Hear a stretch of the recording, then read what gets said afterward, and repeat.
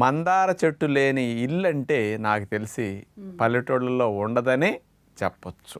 ఆ మందార ఆకులు, ఆ మందార పువ్వులు అందరి జుట్టు పాలిట ఒక వరం అని చెప్పొచ్చు. చాలామంది మందార పువ్వులు, మందార ఆకులు ఏదో రసాలు తీసి పెడుతుంటే ఏదో పిచ్చి జనాలు ఏది పెడితే అది పుస్తే వస్తాయి అనుకునేవాడిని నేను కూడా.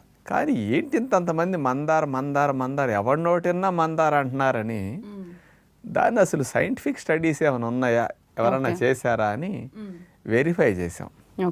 40 పరిశోధన పత్రాల యొక్క సారాంశాన్ని అమెరికా దేశం వారు 2015 సంవత్సరంలో రట్గర్స్ యూనివర్సిటీ USA వారు వాళ్ళు ఇచ్చినవి. ఇంకొక స్పెషల్ది తెల్ల జుట్టు రాకుండా నలుపుగా ఎక్కువ రోజులు ఉండేటట్టు మందారాకులు చేస్తున్నాయని central leather research institute Chennai వారు 2003 సంవత్సరంలో పరిశోధన చేసి మందారాకుల మీద స్పెషల్గా ఇవ్వటం జరిగింది.